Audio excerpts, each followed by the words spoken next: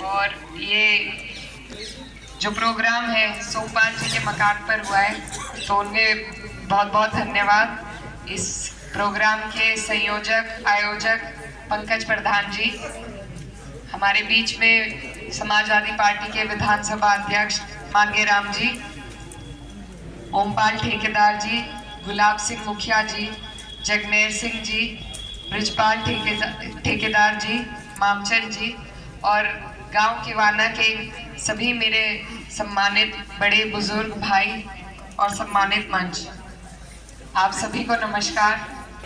आज आपके बीच में आकर बहुत अच्छा लगा, बहुत अच्छा कार्यक्रम रहा। मैं आपको दिल से धन्यवाद देना चाहती हूँ इतने सुंदर प्रोग्राम के लिए। आप लोग जानते हैं देश में चुनाव का माहौल चल रहा है, लोकसभा का चुनाव है 19 तारीख और साइकिल का हमारा निशान है। मैं एक उम्मीद लेकर आप सबके बीच आई हूँ कि ये जो चुनाव है इसे आप और हम मिलकर बदलाव का चुनाव बना सके, क्योंकि 10 साल से आपने और हमने डबल इंजन की सरकार देख ली और जो हमारे माननीय सांसद जी हैं उनका भी कार्यकाल आपके समक्ष है। दोनों ही माध्यम से हमारे क्षेत्र को कोई लाभ नहीं मिला, कोई ऐसा कार्य नहीं हुआ, कोई हमारी ऐसी आवाज नहीं उठाई गई जिससे आपको और हमें फायदा हो सके। और ये बहुत अफसोस की बात है कि इतना सुनहरा मौका डबल इंजन का, साथ में हमारे सांसद जी भी उसी सरकार में, ऐसा मौका था ये कि हमारे क्षेत्र में बहुत कुछ हो सकता था। हमारा नया जिला है, मुजफ्फरनगर से टूटकर अभी नया ही बना है, तो जितनी भी सरकारी संस्थाएं थी वो सब मुजफ्फरनगर में रह गई। ये मौका था कि हमारे क्षेत्र में, हमारे जिले में कुछ संस्थाएं आ सकती, हमारे क्षेत्र का कुछ कल्याण हो सकता, लेकिन आज हम अभागे हैं कि ये मौका हमारे हाथ से निकल गया। आप लोग देख रहे हैं कि ये जो सरकार है अब अहंकार में ढलती जा रही है अपने, ना कहीं किसी की सुनवाई है और ना किसी के लिए कोई काम हो रहा है। किसान जो हमारे हैं अपने ही पेमेंट के लिए कई कई बार धरने देते हैं। 3 महीने तो हमारे जिले में ही धरना चला और 1 साल जो पहले आप लोगों ने धरना दिया था जिसमें 700 हमारे किसान शहीद भी हुए, उनके लिए किसी ने मन की बात नहीं कही, उनके घर परिवार वालों की किसी ने पूछताछ नहीं करी और एमएसपी का जो दावा है वो भी आज तक अधूरा है।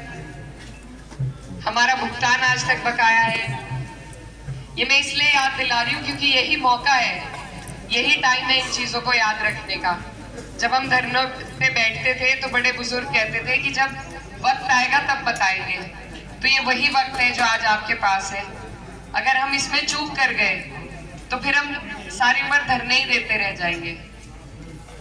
अगर हम अपनी समस्या किसी माध्यम से सरकार तक पहुंचा सकते हैं तो वो वोट का माध्यम है, क्योंकि धरने तो आपने हमने दे के देख लिए, किसी की सुनवाई नहीं होती धरनों के बाद भी। तो ये धरनों से जोरदार तरीका है, आपका वोट है, बहुमूल्य वोट है, कीमती वोट है। और मेरा तो आपसे सबसे पहले यही अनुरोध है कि पिछली बार 19 में जब चुनाव हुआ था तो सबने 90% वोट बिना मांगे शायद हमारे सांसद जी को दिया था। तो मैं हाथ जोड़ के आपसे विनती करती हूँ कि आप लोग बिना मांगे अपने बहुमूल्य वोट को बिना मांगे किसी को ना दें, क्योंकि ये वक्त है जब नेताओं को वोटों की कदर होती है। यही वक्त है जब नेता को वोट की कदर होती है। और अगर इस टाइम भी नेता आपके बीच नहीं आ रहे तो बाद में तो ना आपकी कदर होगी ना आपके काम की कदर होगी। और यही हाल हमारे क्षेत्र में रहा है 5 साल से। तो ये हम उनकी गलती नहीं है, ये हमारी गलती है कि हमने बिना मांगे उन्हें इतनी कीमती चीज दी कि बाद में उसकी कदर नहीं हुई। आप सब मेरे बड़े हैं, बुजुर्ग हैं। ये जो क्षेत्र है ये मेरे पिताजी का बहुत चहेता क्षेत्र है।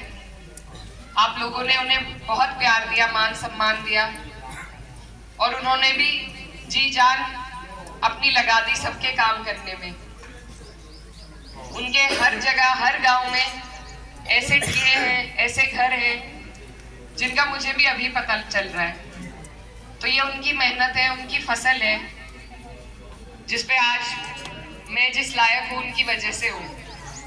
और मैं आपको यही यकीन दिलाना चाहती हूँ कि जिस तरीके से मेरे पिताजी सबको साथ लेकर चलते थे, बिना किसी जातिवाद, बिरादरीवाद, धर्म निरपेक्षता के साथ जिस तरीके से वो काम करते थे, मैं उन्हीं की सिखाई हुई सीख को आगे ले जाना चाहती हूँ आपके आशीर्वाद से। और आप सबसे मौका चाहती हूँ कि आप मुझे मौका दें, मैं आपके काम आ सकूँ, आपकी सेवा कर सकूँ। ये चुनाव आपके हमारे लिए बहुत ज़रूरी है। ये देश का चुनाव है, देश की नीतियाँ बनेगी इस चुनाव से। और कई लोग ये भी कहते हैं कि शायद सरकार दूसरी बन रही है तो सरकार वाले लोगों को ही वोट देने में फ़ायदा है।